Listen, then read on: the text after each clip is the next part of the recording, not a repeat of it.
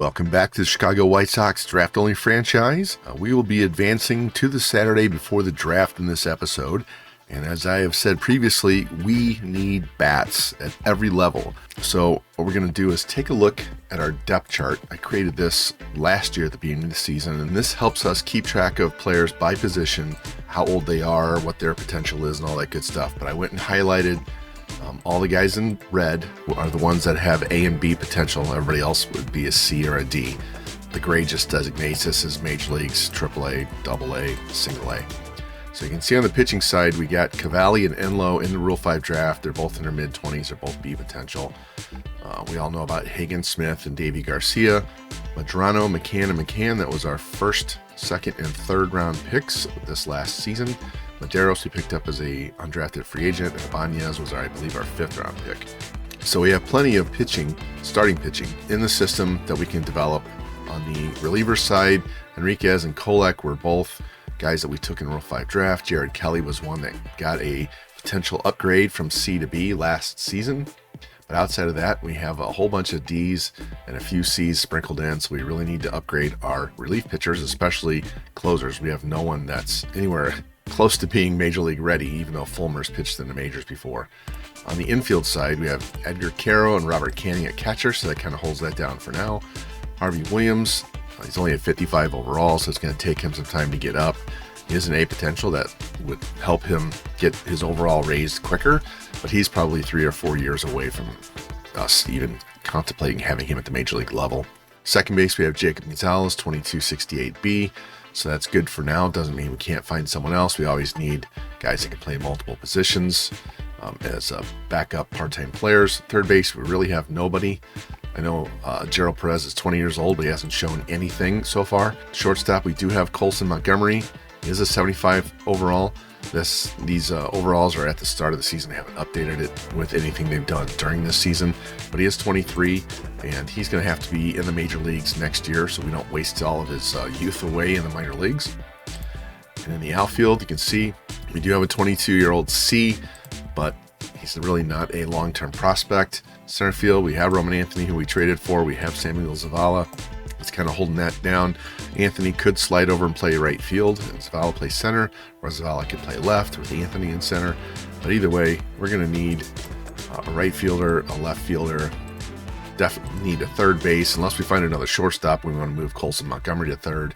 Another first baseman that's going to be usable quicker than Williams is going to get to the majors, and then especially relief pitchers. So that's what we have so far. Let me go back in here to the scouting, and we can take a look at Nicholas Boone at third base. He's got a top 10 rank for both MLB and us, so maybe he gets on the higher end of those numbers, and we can consider him with the second overall pick. Already searching for more outfielders and looking at pitchers right now. Let me show you these pitchers because they are not overwhelming as well. Haven't looked at this guy yet. We will get these guys. Where is he? North Carolina. I think we are scouting Central. Actually, I wanted to edit that and make it East because we have Ritson, Warren, Olson, Barton. We have a bunch of guys at the top of the board that are all in the East, so we can get them scouted all at the same time and not have to waste an individual week on each one. That's why I wanted to make that change. You can see Rios looks like he's going to be, at the very worst, a high B. In the 70s, he is 23 years old, so he'll be ready for the majors right away. Does have a doctor exam pending, so we have to wait to make sure he's healthy. This is the case with a lot of these guys. But there's not a lot of, there's a few NRs, but he looks like he's going to be one of those guys that's a high potential and low overall. Not seeing guys that are just jumping out at the top of the board at the moment. We haven't discovered a ton yet, so that'll change. But we do have a whole host of closers that are at the top of the board, so I will scout those individually. Since we do pick at 35, it'll give us somebody that we could possibly take there if we don't have a hitter on the board. But I'm going to try and scout as many hitters as possible. You can see we have Caballero, the catcher, already scouted. We have Jackson already scouted. First base, I didn't see very many in here. Second base, there's quite a few. We have Murillo scouted, Maddox scouted. I wanted to get Harms and Stafford, maybe Madlock, Castro. Third base one, look at Cho. Maybe this Reggie Full of Love. What a name. Shortstops, Canones. I wanted to get him. I'm looking at guys you can look at that they have in the present. They have very high possibility of having high contact. I mean, there's a wide range there, but they come in, if they scout them out and they come in on the higher side, that's somebody that could be up to the majors quick with his bat, and that's what I'm talking about. Morales is another guy, although he's slightly older. Dow's overrated. Rex McCarthy is another one, although his hit tools looks like it's going to be behind the speed and defense. Left field, we got this Lionel Cottrell, Terrence Ramirez, Marshall Ali, Carlos Sanchez, Chavez, Gil Perez, McGee. So there's a lot of players that I'm going to go through in the remaining weeks that we have, which would be 8. And we're going to scout as many of those individual hitters as we can. Focus on getting those pitchers at the top of the draft, at least to 80%. So we have an educated guess, and maybe if we get lucky, our scouts can find some more outfielders and infielders that we can also scout up and go from there. But that's going to be the focus. I will forego pitching to get a hitter. I will reach higher than what their projected slot is, just to get some bats into this organization, because we are desperately needing to find more hitting, more contact, obviously more power, but they got to get on base too. So that's going to be the focus of the draft. Just want to let you guys know what we are looking for, what the depth charts look like, and a big overhead shot. That said, let's jump into some games here. I will be simming games. We'll do some moments, and I will show you some gameplay at each level. And as we get players scouted, then I will highlight individual players, pitchers, hitters, whatever that we find interesting, and we'll have higher up on our boards. By the end of this episode, we will be all the way down here through the 5th of July, which will give us one more week, that last week, to scout, and that'll be able to show you pretty much a finished scouting list, unless we happen to discover somebody that last week. And that means next episode will be the draft and futures game if we have anybody playing in it, and the trade deadline. I don't think we're going to trade for anybody this year. I think we're going to save those other 2 trades for later, and we will wrap that one up with the final rankings for the players. So anyway, let's jump into some gameplay here, and hopefully we can reel off some wins at both levels. We're 9-32, so even if we run off a streak in the major league level, we're still going to be at the bottom of the standings for both leagues. So we still should have a top 5 pick, if not have the worst record and be at the top for the draft lottery. Let's get in and check out some gameplay. All right, Andrew Pinckney's got a 10-game hitting streak. We're trying to keep that alive. He just came back from missing a few weeks with an injury. So let's hop in here and see if Pinckney gets this hitting streak continued or not. And here we are in the top of the 9th in a 5-4 game with 1 out. Lucas Urseg is on the mound for the Royals, trying to close this out. See, Pinckney's hitting .322. He's only one of the only guys in the lineup actually hitting for any decent average. It's too bad he missed a few weeks with that injury. He fouls that pitch off, so now he's down 0-2. They're losing with him in the lineup anyway, so that really hasn't helped. But he takes strike 3 right down the middle. What are you looking for, man? 0-2 pitch in the 9th, tying run on first, and you just look at a pitch right down the pipe. Okay, well, hitting streak did not continue. And the Royals beat the White Sox 5-4. And we're going to hop down to Double-A Birmingham, where they take on the Biloxi Shuckers. Shuckers have men on 2nd and 3rd, 2 outs in the top of the 9th. Gil Luna up. Let's see if he can keep the game tied at 2 and give the Birmingham Barons a chance to win it in the bottom half of the inning. See, Baez is not a good hitter with runners in scoring position. Let's see if that can continue here. Luna's 0-2 pitch, and he swings through it for strike 3. So the Barons pitch out of the jam and go to the bottom of the 9th, trying to win this game.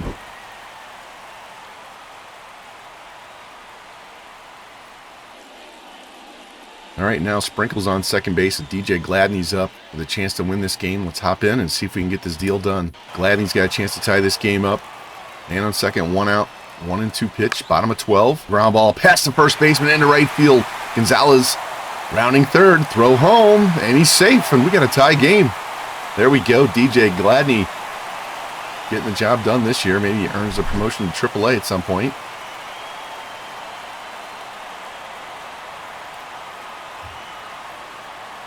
Now the Barons, the winning run on first. This is Williams, the first baseman we just drafted in the last draft. Had to promote him from A-ball up to Double-A because the first baseman in Double-A weren't doing it. And I wanted him to get some actual gameplay to kind of help push up his ratings, get some stats, see if he can earn, not a promotion to AAA, but just earn a higher raising of his overall. Williams trying to work a walk or get a hit. 3-2 pitch. Swings at ball 4 and strikes out for the second out. Not good discipline there. That'll bring up Chappelle. He's going to have to get a base hit to the gap somewhere or over the wall to win this game.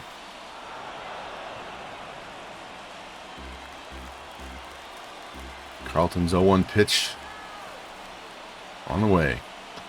And he takes change up, down and in for strike 2. Now he's in the hole. 1 on, 2 out, bottom of 12. Game just tied up in this half inning, and he swings through a pitch up and in for strike 3. So they don't get the winning run in, but they do tie the game on a DJ Gladney RBI single. Now we're in the 16th inning, and Biloxi's got 3 runs in. They got a man on first, and the batter's trying for a triple. He's already 4 for 7. The 0-1 pitch from Rosado is right down the middle for strike 2. Again, this batter needs a triple for the cycle.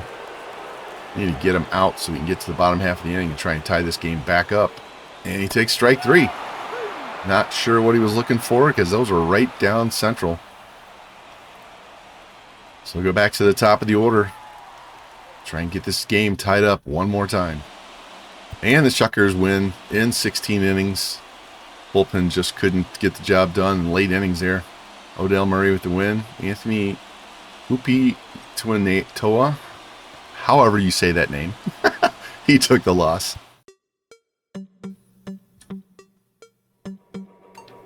Yeah, Sprinkle had 4 hits, Gladney 2, Williams 3, Chappelle 2, a bunch of guys with multiple hits. Sprinkle had 2 doubles. But yeah, Hoopy blew it in the 16th. Bullpen up to that point looked like they did a really good job.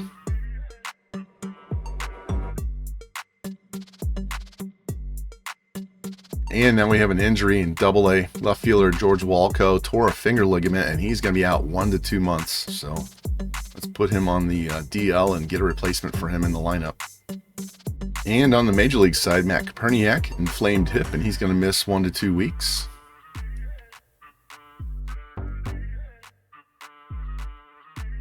And we got the scouting done on Nicholas Boone. You can see he's a guaranteed B potential. Anywhere from 80 to 92, probably going to be in the 60s. You have to come in on the high end and not be in the 60s. So, would not be a bad option with our first pick. You can also play second base. Really good batting, especially against righties. Really good discipline, decent vision and power. Fielding, his arm's not the strongest. It's got a secondary position of second base, so that's more than likely somebody would probably shift across the diamond and play him at second instead of third. Alright, let's get somebody else in here. Alright, third, let's look at Theodore Cho.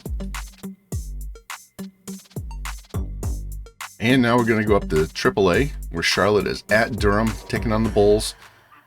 Charlotte's up 7-0 right now in the top of the 9th. Tim Elko, bases loaded, already has 2 home runs, trying to hit a grand slam for his 3rd home run of the game. So let's hop in here and check this out. Alright. First pitch is inside for strike 1. Again, Elko trying to hit 3 home runs. He's up to 6 on the year now. Still hitting 207. He was hitting like 160, so he's definitely heating up. Nice 4 for 4 game. See if we can get 5 for 5 and maybe 3 home runs. Swings through another fastball for strike 2. Bases loaded, 2 outs. 0-2 pitch is low for ball 1. And the 1-2 pitch from Currit to Elko. It's going to be lined into right field. Right fielder drifts over, and he's going to get it for the 3rd out. So we don't get a 3 home run game, but still, Elko 4 for 5. And the Knights lead 7-0. And Davey Garcia trying to finish off the shutout. He's got 1 out here in the bottom of the 9th. Carson Williams, one of the top prospects in baseball, at the plate.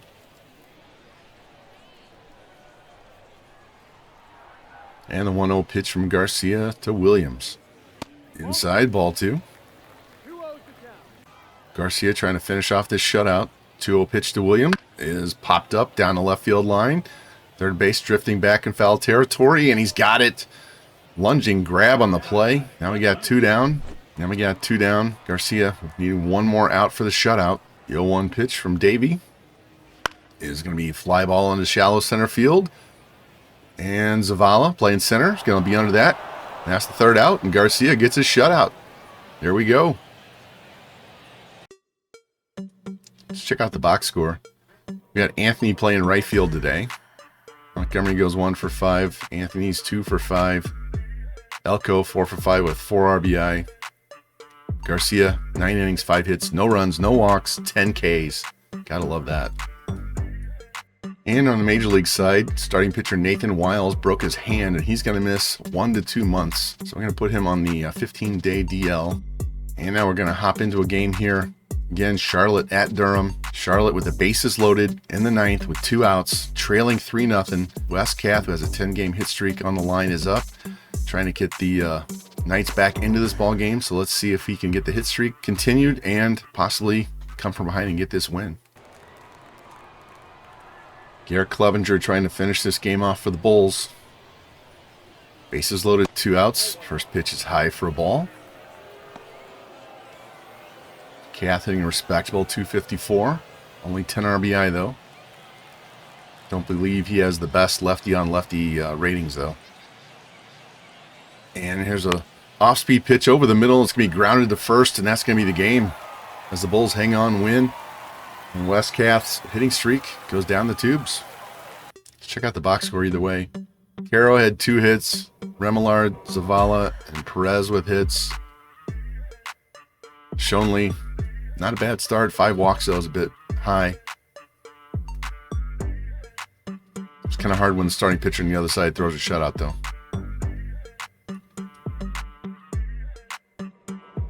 So with the injury to Wiles, we have to bring somebody up to the major league level. It can either be a starting pitcher or a reliever. It doesn't matter. We have a starting pitcher, McLean, pitching in long relief, so he could slide into the rotation. I would bring up Davey Garcia, but he has all of his options used. So if we bring him up and then send him back down after the injury, he'll have to pass through waivers, and we don't want to do that. So we won't bring him up right now. Pretty sure he'll be in the rotation next year once we get all these Rule 5 guys through a year and we can send them down to the minors. So what I'm going to do is instead we're going to have Sean Burke, who's not pitching bad at all, down in Double-A. We're going to go ahead, because he's only used 1 option, we're going to go ahead and bring him up to the majors to fill that spot. And we're going to have to move someone else up to Double-A to take that spot, and that's going to be Willie Ibanez. All right, back up to the major leagues. At Atlanta, we have 2 men on, 2 out in the top of the 9th. Ramos Garcia facing Raisel Iglesias. Let's hop in here and see if we can get this game tied. Garcia raises average just a little bit up to 206 now. Had to drop him down in the order. 2 on, 2 out. Top of 9, down by 1. Iglesias to Garcia. There's a shot into center field. And that's going to do it. And the Braves hang on and win.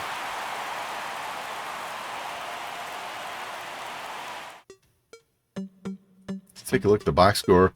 Pinckney hitting 315. Got 2 more hits. We have to put him up higher in the order. Cavalli, okay, not great. But his record drops to 0-9. Ouch. And we have third baseman Theodore Cho, completely scouted. He's going to be dropping down to 13th rank from 36 on the MLB side, 13 on ours. He's another guy, great contact, especially against lefties, but good contact against righties. Power's a little bit down, good vision and discipline. He's got the arm strength to play third. Doesn't have a lot of speed, definitely not going to be stealing any bases. He's got a secondary position of first base, so I think he would probably stay at third with that strong arm. So we can add him to the list. All right. Now we're taking on Buffalo at home. We have a man on second, 1 out, bottom of the 9th, down by 1. Zavala's at the plate against Ryan Burr. Let's see if we can get this game tied. See, Sam's down to 277 now. Does have 13 RBIs. Has not spent the entire season in AAA. He was down at Double-A. Came up when we had an injury, and he stuck around. The 0-1 pitch is hit into right field, drifting back to the edge of the track. Got it. Runner's going to tag and go to third on the play. That's going to be 2 outs. So now they just need a bleeder through the infield, an error, a wild pitch, pass ball, something by Zach Remillard. 30-year-old veteran's already played in the majors. And he takes a first pitch inside for a ball. See, he's one of the few guys hitting, mostly because he has 80 contact against lefties. Burr, 2-1 pitch. On the way. And Remillard swings through the high fastball to even the count at 2. Burr looking to put him away here. Tying run at third base. 2-2 pitch. Ball 3. Run the count full, and Roman Anthony's on deck, hoping to come up here and try and win this game.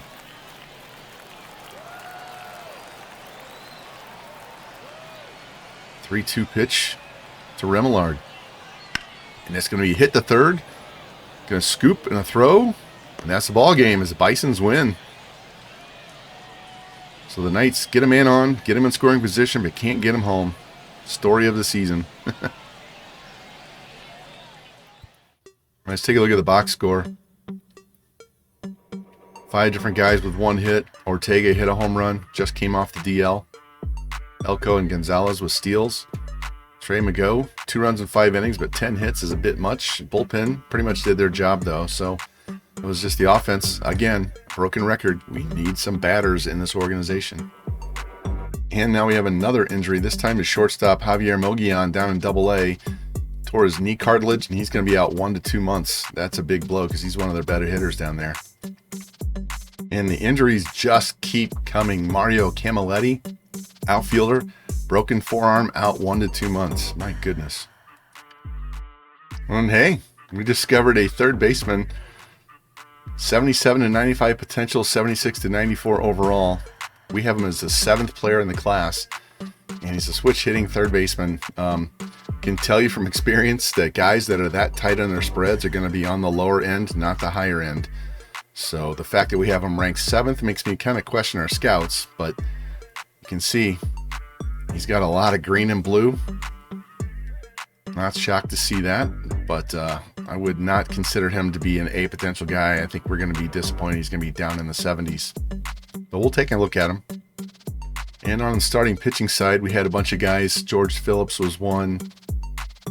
Iden, Garcia, Warren, these guys at the top were all in the eastern half of the United States, so that we were scouting that region. And looks like Phillips, low hits per 9. It's a little concerning, but everything else looks pretty good. So he looks like the best pitcher at this point, provided Rios isn't injured. If he's healthy, Rios, I would take Rios over him. He'll be much higher. He won't have probably as high overall right off the rip, especially, and he'll be 5 years older. But we also kind of need some guys at the major league level sooner than later. So, see another lefty? Yes, another lefty. So I would take Rios over Phillips, as long as injury history isn't a problem for either one of the two. You can see they're still pending, so you got to worry about that. We'll see what happens. Garcia, all of his nines except for walks per 9 are low. That just means he'll probably come in with a pretty good potential rating, but his overall won't be very high, so he'll be a long-term guy. Blaine Warren, good velocity. Pitch control's a bit low, and all the others are going to be a little bit low, but he's 19, so maybe they'll progress pretty quick. Another lefty. We're going to have more lefties than we know what to do with. Kirby we can take a look at as well. McConnell, Kopatic, however you say his name. Olson, looks like he's overrated. His per 9 is pretty bad. Other stuff looks pretty good, though. We have him 23rd. Same thing with Ritson. He was at the top. Now he's dropped down. Not going to strike anybody out, even though he's got great velocity. Look at all 4 pitches, including his changeup, can be in the 90s, but he can't strike anybody out. Somebody help me figure that out. It's a non-ranked guy. Hits per 9's terrible. This guy's hits per 9s are low as well. Means he'll probably be any higher potential, but overall in the 60s or high 50s. So as you can see, I'm not really overly impressed by a lot of these pitchers. So we really need to try and find some hitters. If it comes down to a pitcher or a hitter, I'm going to side on the hitting side. So we'll take a look at some of these closers as well before we get done. Got a couple of catchers done. Got a couple of second basemen. We have this guy to look at. I have these two guys done. I want to look at Villasimil. I'm going to change it. If we draft this dude, I'm changing his name. I'm not going to struggle over that the entire time. This guy's overrated. It's McCarthy. Got to look at that guy. I got to look at some outfielders next. Probably one more week and Quinones will be done. Let's take a look at him. Not bad. He's another one. It's like third baseman. Doesn't have a ton of power, but he's got great contact, great vision. He's actually got better vision than a third baseman. And he's got a strong arm. He can play second, short, and third. If he had power, we could move him to third. But with that profile, he probably needs to stay at short, which means we could slide Colson Montgomery to third. Always a possibility. See how they finish up when they are done scouting them. And we'll keep scouting the Central for another week. And the pitchers, I am going to hop in here and anybody that we really need to scout individually. Rufus, I don't like those hits per night. Let's take a look at some of these closers and get them out of the way in case we have one of them fall to that 35th pick. Because we definitely need a closer, we definitely need relievers, so I wouldn't be opposed to doing that if we don't find any hitters. So let's look at these guys and change that need up here to closer. Only take 1 week and he'll be done. All right, Anthony Medrano trying to get the shutout. We have nobody out here in the bottom of the 9th inning on the road at Montgomery. So let's hop in and see if he can finish this thing off. And the first pitch to Hernandez is going to be a fly ball into left field. Drifting is Gladney, and he's going to catch that for the first out. And Medrano's pitch to Alex Ramirez is on the way. And that's a ground ball to first. Scoop. Step on the bag, and there's 2 down. There we go. 1 out away from complete game shutout for Anthony Medrano. Highest rated pitcher we took in the last draft. And Medrano, pitch number 106, trying to get the complete game shutout. 0-2 pitch. Strike 3 called. Tried to check his swing, but it was in the zone anyway. And Anthony Medrano gets a shutout. Gotta love it when draft choice performs well after you get him on your roster. I cannot wait for this guy to get up to AAA next year. And hopefully in the majors in another year or two. Medrano 7-3. 4 hits shutout. Let's take a look at that box score. Burke had 2 hits. Everybody else had 1. Medrano 4 hits, 2 walks, 3 strikeouts. He's not going to strike out the world. But yeah, gotta love that. Let's go Barons. All right, so we finished up on Sean Quinones. And he's got really good hit tool, really good arm, really good speed. His bat's going to develop. It's going to be behind the contact. But this guy, if his stealing was higher, he'd be a leadoff hitter for sure. Maybe number 2 hitter. Maybe number 6, 7, 8, 9 hitter. I don't know. That contact is so good. And he can play second, short, and third. Yeah, I don't know. I'll have to look at him and the other guys we've scouted. He looks really good. I don't know if he's second pick in the draft good, but that's some pretty good contact, boys. And on the closer side, Dane Wheat. A lot of velocity, and his control is questionable. Another left-handed reliever. Clearly the number 1 guy on the board. Probably going to be an A in the mid-70s. Let's get another closer in here and see if we can get all these guys at the top done. Wow, Quinones, gotta love that. Let's go change him. Let's go look at some of these outfielders before it gets too late. I wanted to look at Gil Perez. It's a pretty big split. He's got good defense and speed. I want to see where he comes in on the contact and power because he's looks pretty equal. It's not like he's just a contact hitter or just a power hitter. So let's hopefully find somebody that can do both. All right, Gabriel Rincones Jr. has a 12-game hit streak, losing 7-1 against Tampa Bay, so the game is not in doubt. So we'll just hop in here and see if he can extend that hitting streak. All right, Ryan Pepio on the mound, trying to throw a complete game here. Pitch number 98, and it's going to be a pop-up on the infield, and the hitting streak's going to go bye-bye. Our luck with these hitters has not been very good in the games we've hopped in on. Pepio trying to finish this game off. He doesn't get this batter, he's going to be gone. 2-2 pitch to Pinckney is swung on and missed for strike 3. And the Sox are down to their last out as they try a miraculous comeback. And they'll be up to Luis Toribio, the DH. Swings through the fastball for strike 1. Toribio working the count here. 2-2, 2 outs in the ninth. Pepio's pitch is grounded to second base. High hop, scoop and a throw, and that's it. The Rays win 7-1.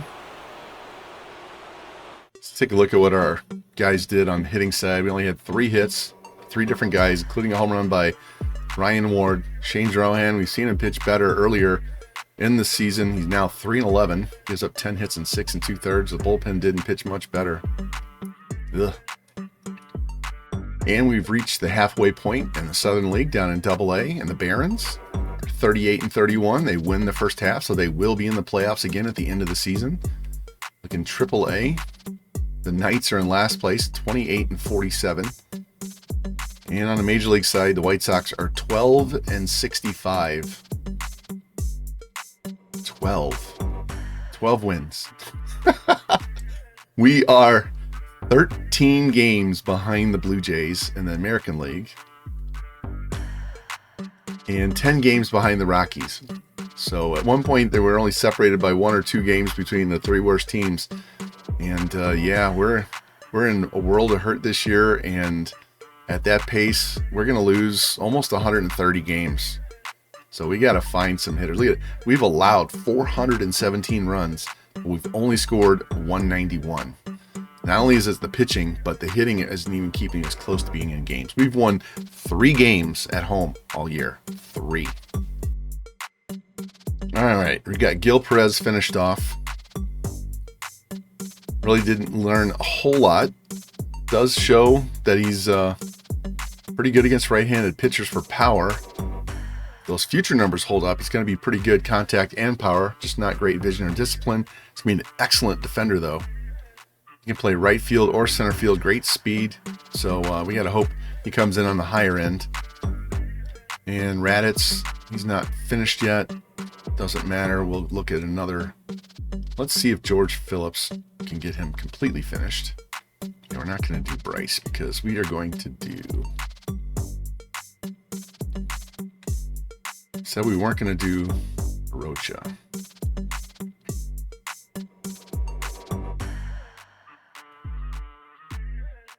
I want to look at Johnny McGee. All right, let's go through each of the positions and take a look at... Oh, no. Peter Rios is injured. Not good. He was the guy that we were hoping to take with the second pick if he could get through. Almost a guaranteed A in the 70s right off the rip. And you never know how much the injury is going to drop him. So that kind of takes him out of that spot. Iden is 7th. Doesn't look like he has stamina. He looks like a relief pitcher to me. Garcia, all his per 9s are low. Warren is not as bad. Control is an issue, and he's a lefty. I don't need another lefty.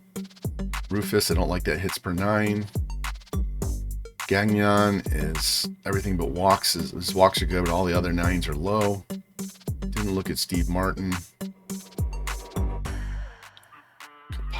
Koptic, however you want to say his name. Ritson, overrated. Doesn't look it, but it says he's overrated. Same thing with Olson. Arthur, terrible walks per 9.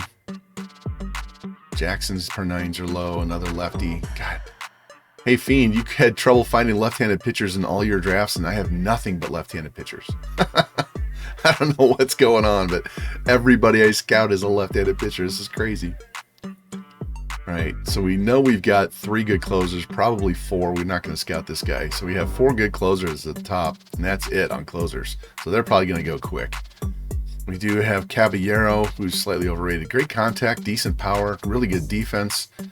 Not good enough to take 2nd overall because he's not even close to being an A potential. There's no chance for that. He can't play 1st or 3rd. Ricky Jackson, no secondary positions. Looks like he's going to be a solid B, although he could sneak in and be an A. and he's got good fielding as well. Hope he comes in on the higher end of those ratings.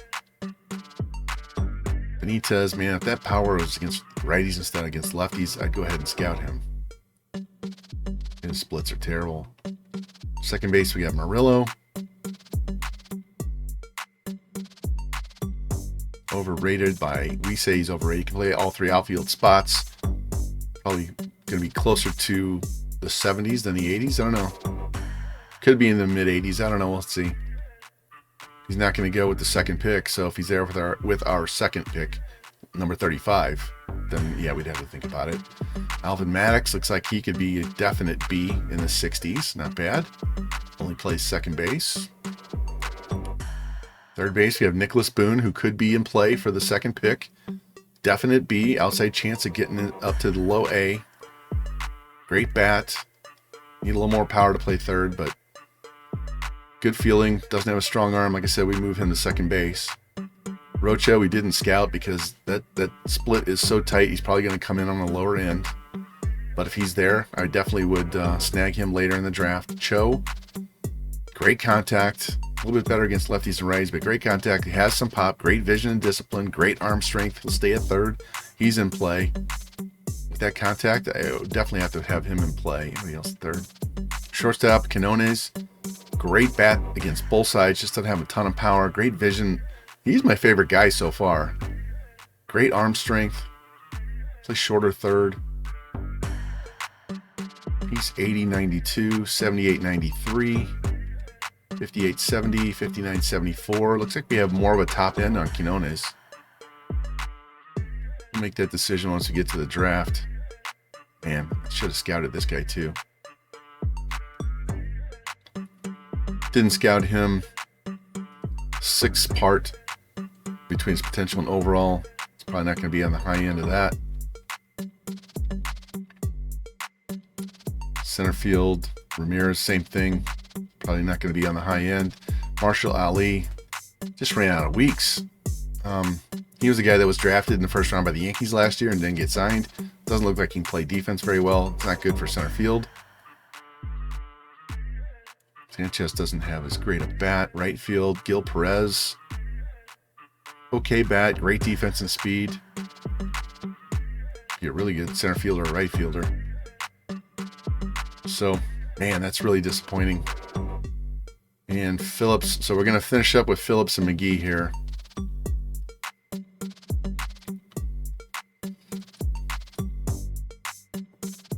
Let's go look at the standings real quick. White Sox are 16-73. They have a 180 winning percentage. My goodness. They've already lost 73 games. That's 10 games worse than anybody else. That's horrific. Stat-wise, yeah, that was Major League. Juan Brito hitting 264. Ward hitting 252 with 9 home runs. Koperniak really dropped off. Remember, he was hitting 320 at one point. Now he's down to 243. Pinckney seems to be our best contact hitter. Vasquez, Toribio's not doing it. We got to get some Major League bats up here. I am leaning towards... I might bring Colson Montgomery up in the September call-ups. As long as he comes up and doesn't play until, I think it's halfway through August is the cutoff. So if he comes up at the very end of August or the 1st of September and plays, he'll still qualify as a rookie the next year. Pitching-wise, Drohan, 4-12, 1-12. Chase Chaney, 0-13. Enlow, 3-10. Wiles on the DL, 1-9. We have nobody on this staff with a winning record. Not even in the bullpen. We got Kolick and Bellotti with ERAs, and Patino ERAs over 6, 7, and 8. At least our closer's doing well, but he's only pitched 13 innings. Doesn't do any good when you're never winning, right?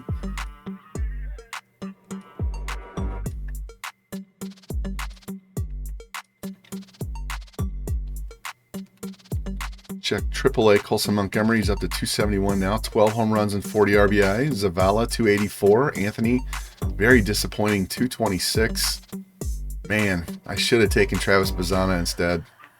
Caro's hitting 240. Remolard's hitting 305, and that's because, like you said, he's got 82 contact against lefties. Ugh. Pitching-wise, Garcia's ERA's jumped up a little bit. Hagen Smith's over 4 at 420. Schulten's has pitched the best so far out of all of them. Bullpen side, Max Roberts with a 166. Gotta love that. Opper at 215. Lambert at 270. Kelly's got 15 saves, but an ERA of 5.5. That's just because he's a 62. He's got 49 clutch. Maybe I should put Dominic Leone in that spot. Let's do that.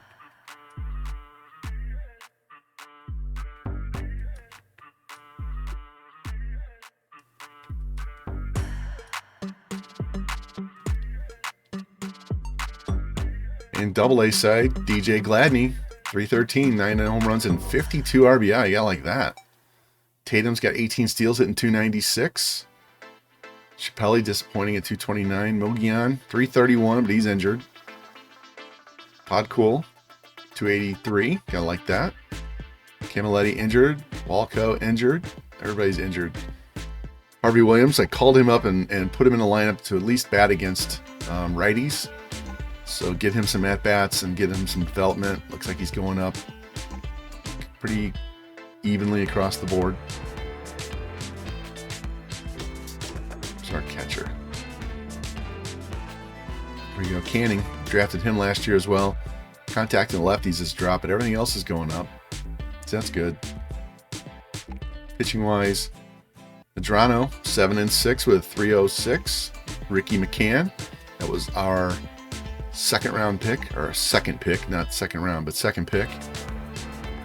264 ERA. His brother Kevin, which was our first round pick, he's missed about a month and a half of the season injured. And Dahlquist, we saw him try to finish off his shutout. Dill is pitching in the rotation at the moment. Was pitching in long relief. And there we go, Denson. 41 strikeouts in 32 innings with 23 saves. Gotta like that. Said he's deep potential. He's a lefty. Found him sitting out there after the draft in the offseason. So maybe he does good enough to get pushed up to a C. That would be nice. That would be very nice. Let's check our team ranks again real quick.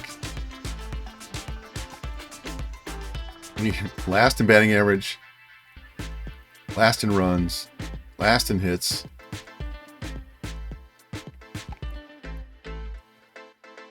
17th in doubles, 18th in triples, last in home runs by a lot, last in RBIs. Steals don't look too bad. Well, further down I thought. 25th. Walks are last. What did that say? 166. Wow. So 43 less walks than the next team. Strikeouts were last. Slugging, on base, total. It's a bloodbath. ERA, the only team with a 5 ERA. Yeah, third most hits allowed, most runs allowed, earned runs, home runs, second to last in walks. Strikeouts, we were doing better. We were 6th. Looks like we dropped all the way to 23rd. My goodness. This team is just horrendous. Let's go through this monthly schedule real quick here. So we showed this game with Crochet, and that was in the middle of a 19-game losing streak. And then we proceed to go to May and only win 3 games, and they were all early. So we lost 1, 5, 6, 7, 13, 15, 19, 20, 21, 22 losses in a row. We had 22 losses in a row. So we lost 19 in a row, then we lost 22 in a row. Wow. That's some horrendous display of baseball. So, all right. Well, the next time you see an episode from the White Sox Draft Only franchise, it's going to be the next draft, the 2025 draft. We have the 2nd overall pick. Doesn't look like there's any generational players in this draft at all, so we have to do the best we can do. And I'm not impressed with some of the pitchers, so We might have to reach on the hitter, and we might reach on hitters throughout the draft depending on how it plays out. So we'll just have to see how it goes. But hopefully you'll tune in for that. If we do have anybody in the futures game, I will show that. Hopefully it won't be a starting pitcher, but as we saw with the last one, Hagen Smith only lasted like 2 innings and they yanked him. And I don't have anybody I'm looking to trade for, so if he's the only player we have, or there's only one guy in the futures game, we'll just show what he does and get through it quick and get on to the draft, and then get through the trade deadline. Like I said, I don't think I'm going to trade for anybody. We'll save those trades for later, and we'll show you what the draft prospects or real ratings are. And until then, you guys have a great rest of the day, and thank you again for watching. Don't forget to hit like, subscribe, leave a comment, turn on the notification bell, and I will catch you next time on the Chicago White Sox Draft Only Franchise.